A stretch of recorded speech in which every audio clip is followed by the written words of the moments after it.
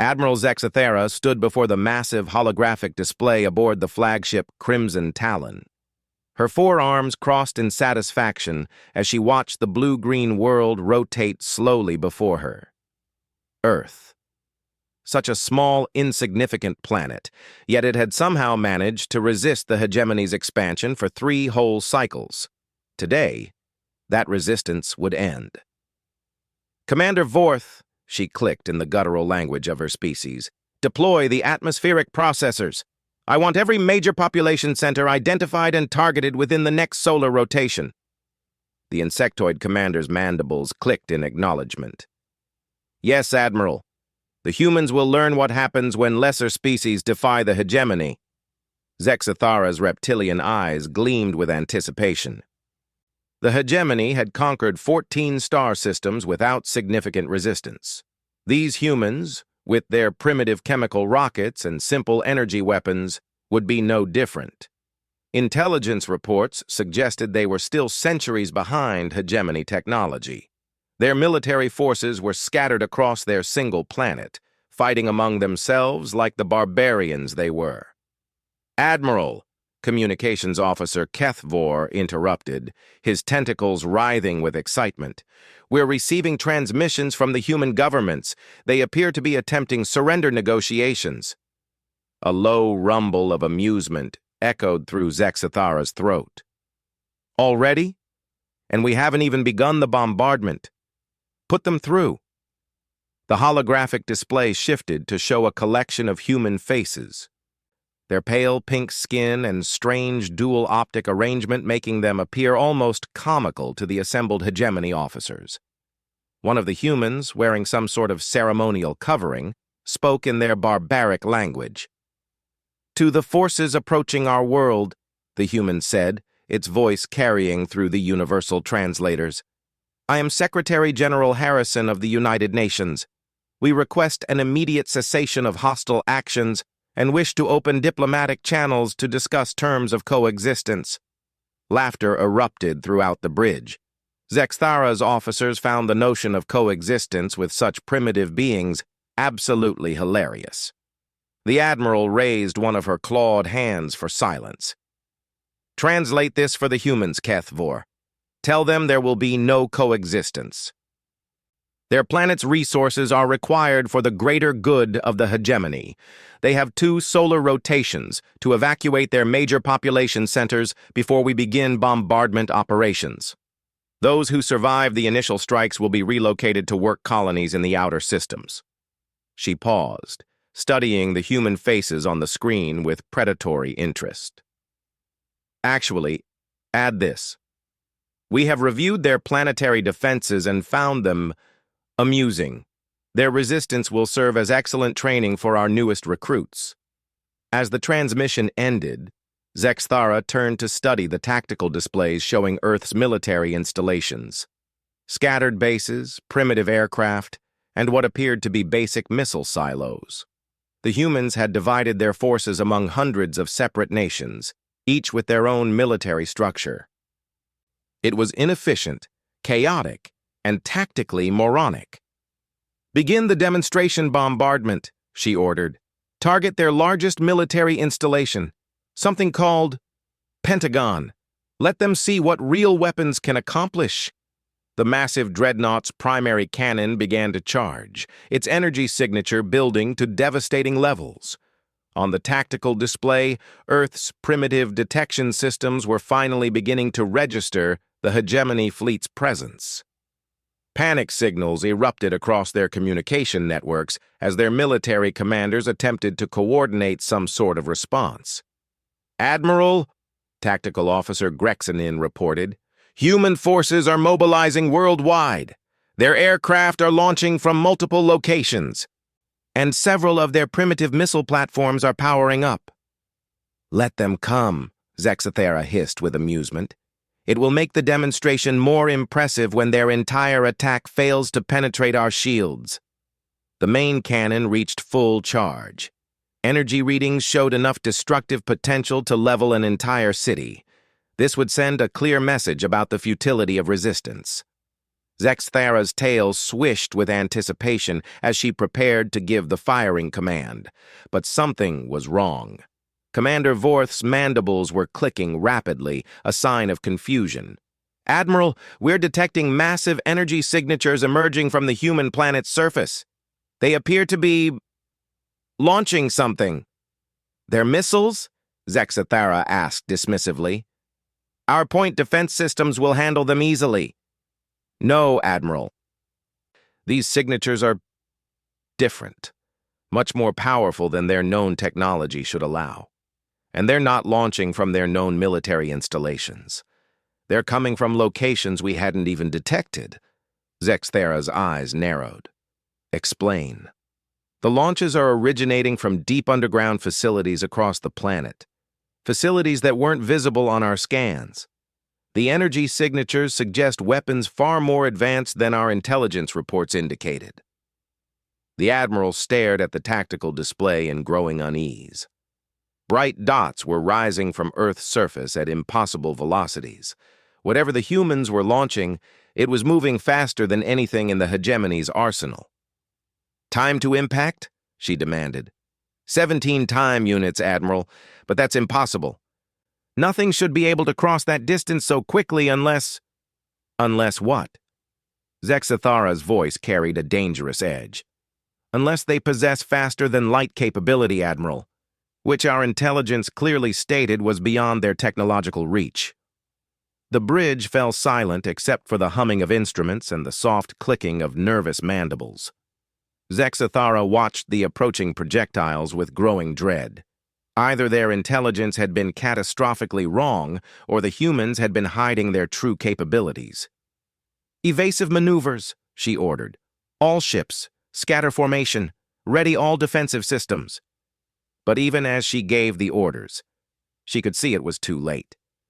The human projectiles were adjusting their trajectories, following the hegemony ships with impossible precision. Whatever propulsion system they were using, it was unlike anything in the known galaxy. "Admiral," communications crackled with urgent reports from other ships in the fleet. "The Void Ripper reports massive power fluctuations. They're attempting emergency jump to hyperspace." On the tactical display, one of the bright dots intercepted the Void Ripper just as the massive cruiser began its hyperspace translation. There was a brilliant flash of energy, and when it faded, the cruiser was gone. Not destroyed, not damaged, simply gone, as if it had never existed. "What happened to the Void Ripper?" Zexthara's voice was barely a whisper. "Unknown, Admiral. All contact has been lost. The vessel simply vanished." Fear, an emotion Zexthara hadn't experienced since her first combat mission decades ago, began to creep up her spine. The humans had launched 6 projectiles. 5 remained on intercept courses with the rest of her fleet. "Full power to engines," she commanded. "Emergency hyperspace jump now." "Jump drive is charging, Admiral, but it will take..." The lights went out. Emergency power kicked in a moment later, bathing the bridge in an eerie red glow. Zexthara turned to stare at the tactical display, but it showed nothing. No stars, no planets, no fleet, just empty space. "Where are we?" she asked quietly. The navigation officer's tentacles trembled as he consulted his instruments. "Unknown location, Admiral. Our stellar navigation systems can't identify any reference points. We appear to be... nowhere. Impossible. Hyperspace doesn't work that way.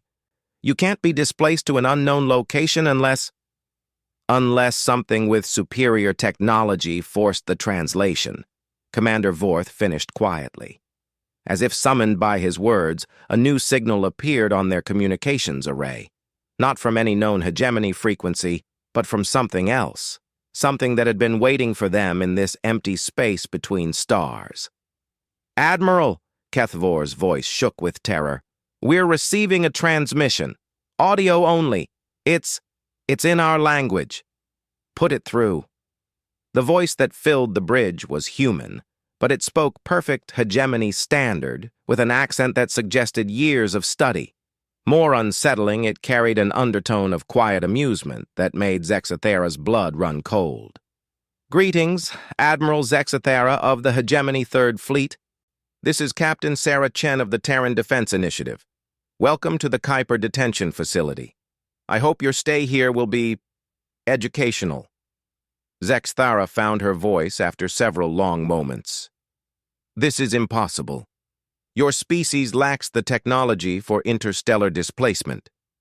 Do we?" The human's laughter was soft and somehow more terrifying than any hegemony battle cry. "Admiral, you've made the same mistake that 13 other species made before you.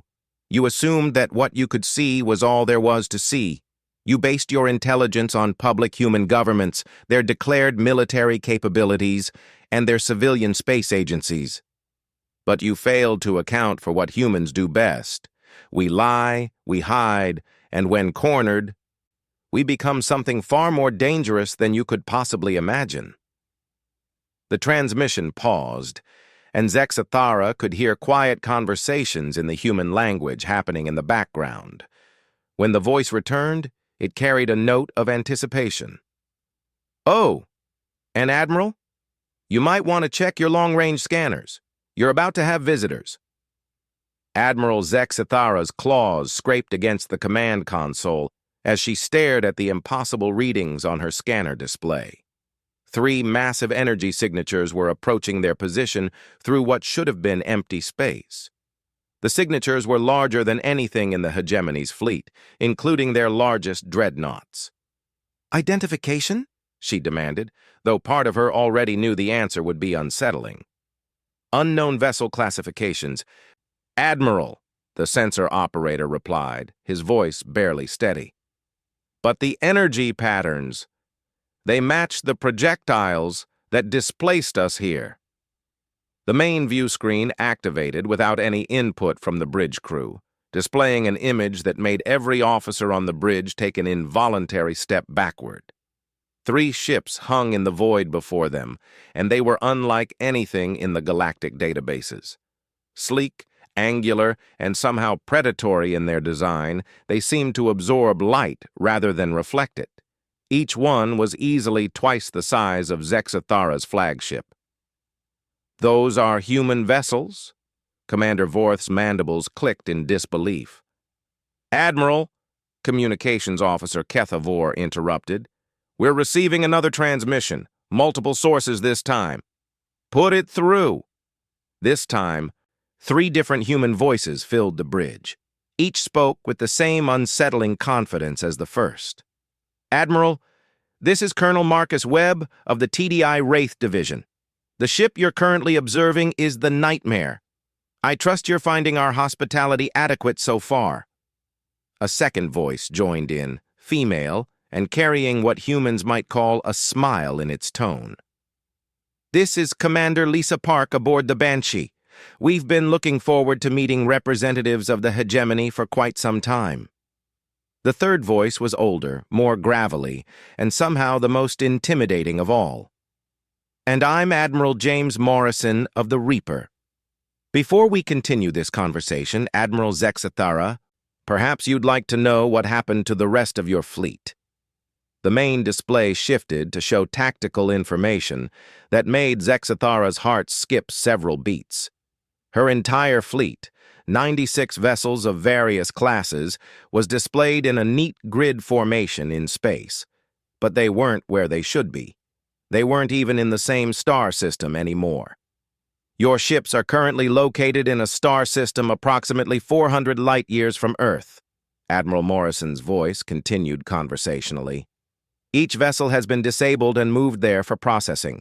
Your crews are unharmed but confined. We find that interrogations tend to be more productive when the subjects aren't worried about imminent death."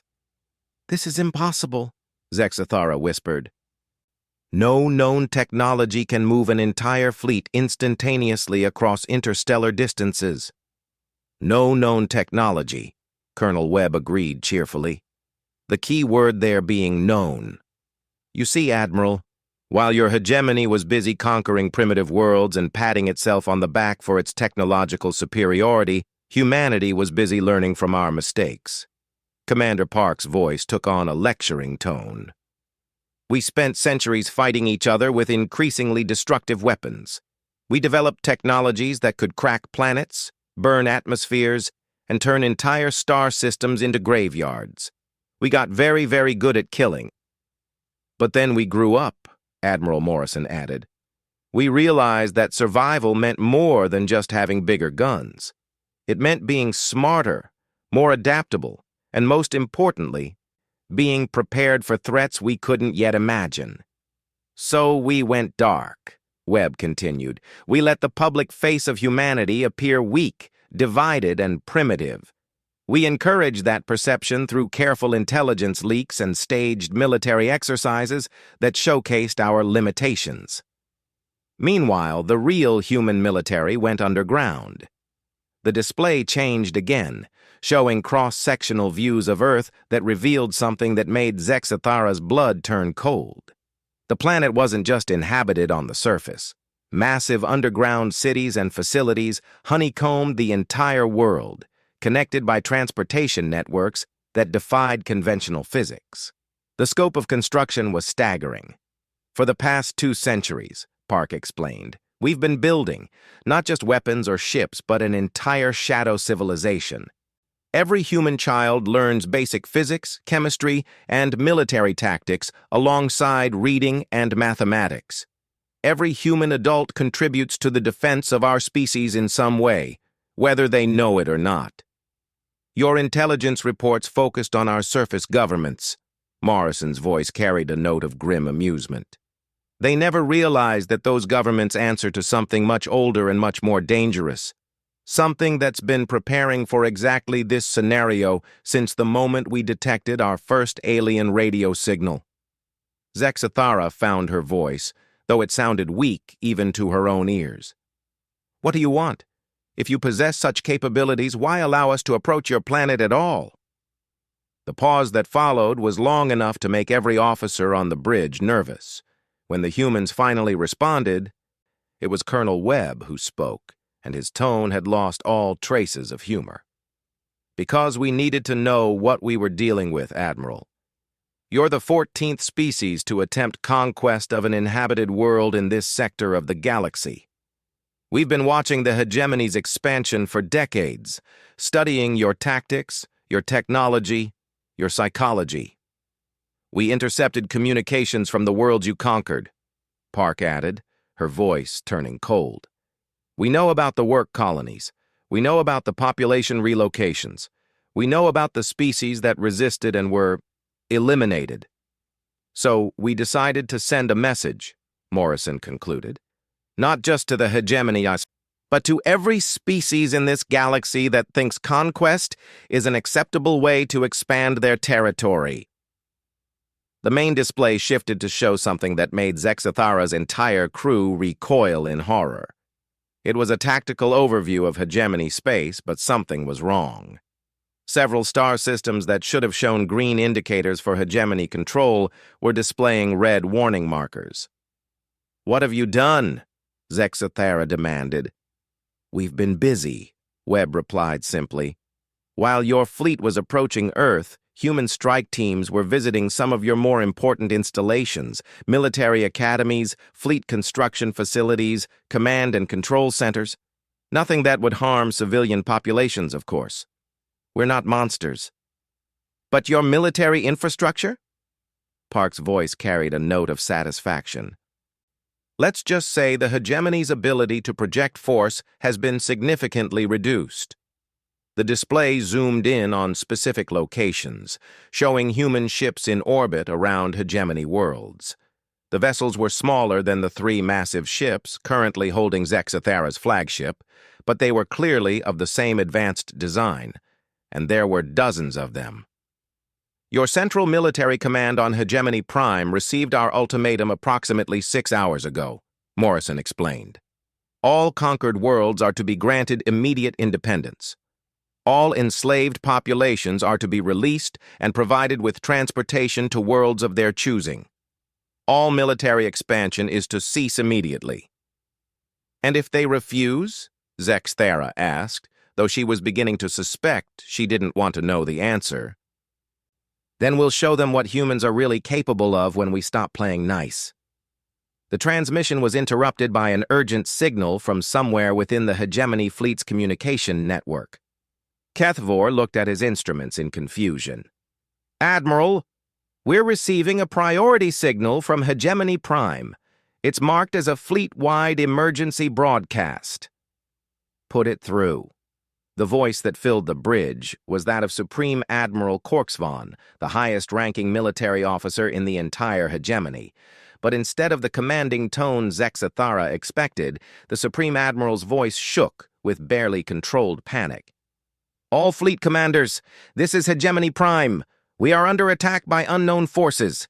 Repeat, Hegemony Prime is under attack. Multiple hostile vessels have appeared in orbit without warning. Our defensive fleets they've been disabled. All systems on the planet's surface are experiencing massive power failures." The transmission was filled with background noise, explosions, and shouted orders in various Hegemony languages. "They're demanding complete surrender," Korksvon continued, his voice breaking. "They say they represent something called the Terran Defense Initiative. They claim to be human, but that's impossible. Our intelligence reports clearly state that humans lack interstellar capability." Static filled the channel for several long moments before Korksvon's voice returned, quieter now and filled with defeat. "All Hegemony forces are ordered to stand down immediately. Repeat, all forces stand down. We surrender." The transmission ended, leaving the bridge in stunned silence. Admiral Morrison's voice broke the quiet. "Well, Admiral Zexathara, it seems your superiors have made the wise choice. The question now is what to do with you and your fleet." "You could simply execute us," Zexathara said quietly. "It would be efficient." "We could," Webb agreed.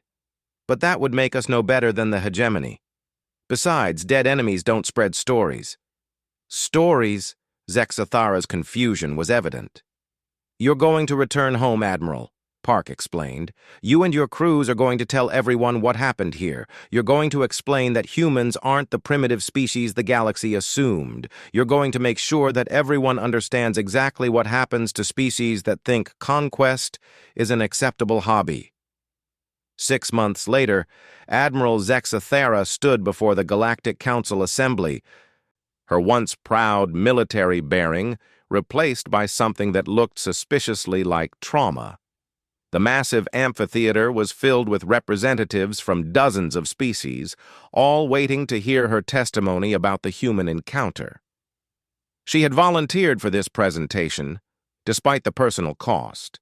The Hegemony's leadership had been replaced following the surrender, and the new government was desperately trying to rebuild their shattered reputation. Part of that rebuilding involved complete transparency about what had happened at Earth. "Honorable delegates," Zexathara began, her voice carrying across the assembly through universal translators, "I stand before you today to deliver a warning that may save countless lives across the galaxy." The murmur of conversations died as delegates leaned forward to listen. 6 months ago, I commanded a fleet of 96 vessels tasked with the conquest of a planet the locals call Earth. Based on our intelligence, this should have been a routine operation against a primitive species barely capable of chemical rocket propulsion. She paused, her clawed hands gripping the speaking podium. We were catastrophically wrong. The massive display behind her activated, showing tactical recordings from the disastrous encounter. The delegates watched in stunned silence as the Hegemony fleet was systematically neutralized and displaced across impossible distances. The species we thought were primitive proved to be centuries ahead of our most advanced technology. They possess capabilities that our scientists are still struggling to understand. Faster than light transportation without hyperspace drives. Energy weapons that can disable entire fleets without destroying them. Stealth technology that rendered their true infrastructure completely invisible to our sensors. Ambassador Threxkill from the Rigelian Federation raised one of his appendages. Admiral, surely you exaggerate. No species could achieve such technological advancement without being detected by galactic monitoring systems. Zexathera's laugh was bitter. That's exactly what they wanted us to think, Ambassador. For over 200 of their years, humans have maintained a carefully constructed facade of primitive technology while building the most advanced military force this galaxy has ever seen. The display changed to show the underground cities and installations that human forces had revealed during Zexathera's detention. The scale was breathtaking. Entire continents honeycombed with facilities that dwarfed anything the assembled species had ever constructed. Every human settlement on the surface was a deception, she continued. Their real civilization exists underground, in orbital installations we couldn't detect, and in mobile facilities that exist outside normal space. While we saw scattered nations fighting with primitive weapons, they were actually conducting the largest military preparation in galactic history. Delegate Vexara from the Centauri Trade Union stood up, her crystalline features reflecting the chamber's lights. What became of the hegemony's conquered worlds? Our trading posts in that sector have reported massive disruptions. The humans liberated them, Zexathera replied simply. Every world the hegemony had conquered in the past century was visited by human forces, not to conquer, but to restore independence. They provided technology, resources, and defensive capabilities to ensure these worlds could never be conquered again. The chamber erupted in shocked conversations. The idea of a species with such overwhelming military superiority choosing liberation over conquest was almost incomprehensible to most of the assembled delegates. Council President Mordun called for order. Admiral, what of the hegemony military forces? Were they destroyed? No, President. The humans made a point of minimizing casualties. Our fleets were disabled and our personnel detained, but only a few hundred individuals died during the entire campaign.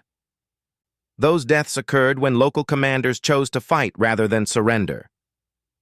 But the hegemony's military capability was completely neutralized, she continued. Every major installation was either destroyed or occupied. Our most advanced technologies were confiscated and studied. The humans know everything about our capabilities now, while we understand almost nothing about theirs. The display shifted again, showing images that made several delegates gasp in alarm. Human ships, sleek and predatory, patrol formations around former hegemony worlds. But these weren't occupation forces. They were protection details, defending the newly liberated planets against potential threats. The humans have established what they call a protection zone, Zexathera explained. Any species attempting conquest within this region will face immediate intervention. They've made it clear that the era of military expansion through conquest is over, at least in this sector of the galaxy. Ambassador Krethor from the Vegan Collective raised a concern that had been on many minds. What are their territorial demands? What tribute do they require from the liberated worlds? Zexathera's expression grew even more troubled. None. They ask for nothing except that these worlds remain free and independent. They've provided defensive technologies and training, but they refuse any form of payment or tribute. They don't even establish permanent bases. They simply patrol the region and respond to threats.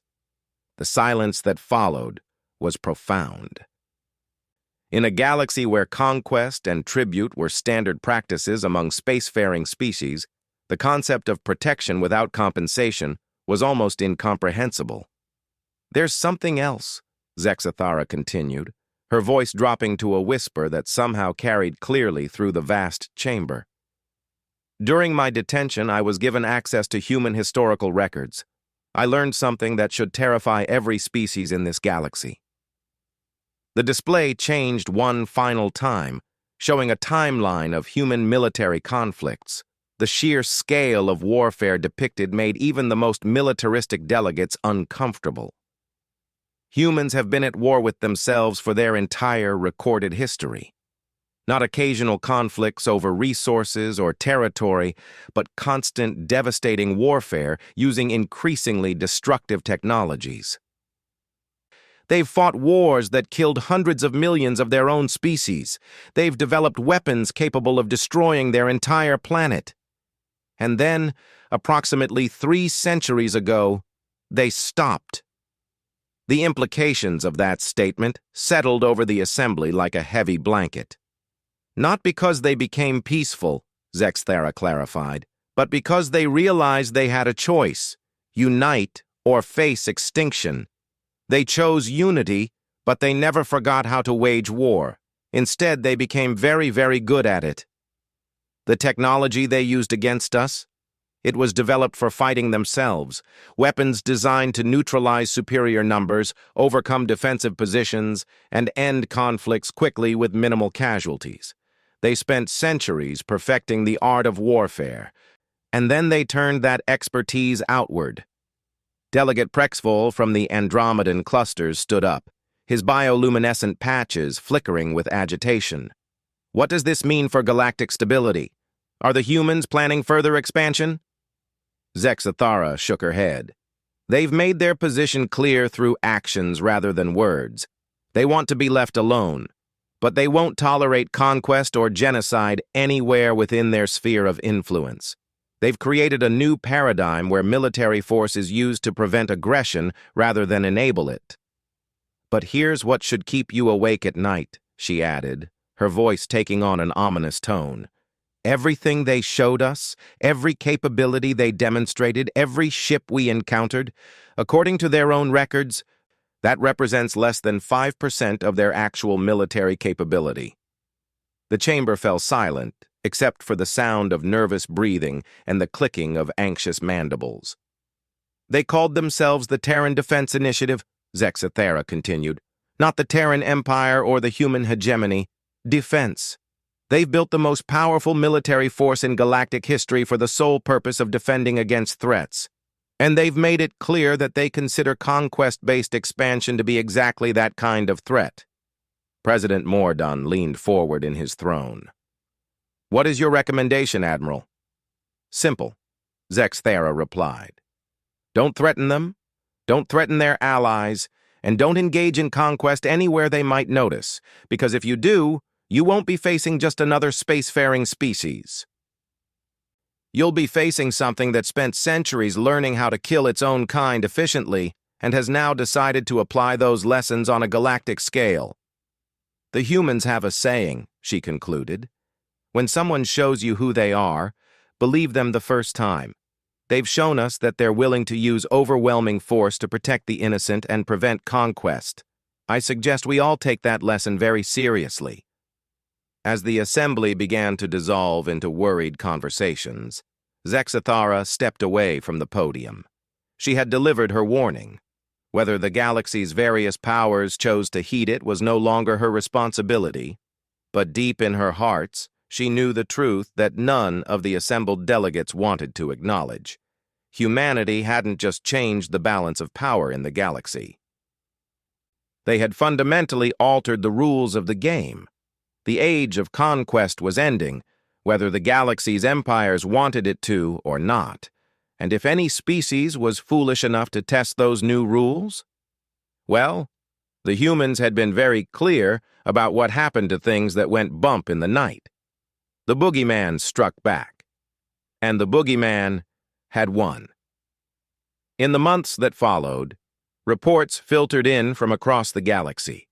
Species that had been planning conquests quietly shelved their invasion fleets. Pirates found their raiding becoming mysteriously unsuccessful as their targets seemed to know exactly when and where attacks would come. Slave trading routes began experiencing massive equipment failures that left their ships stranded in empty space until human vessels arrived to liberate the cargo. The galaxy was learning a new lesson. Sometimes the monster under the bed wasn't there to hurt you. Sometimes it was there to make sure nothing else could.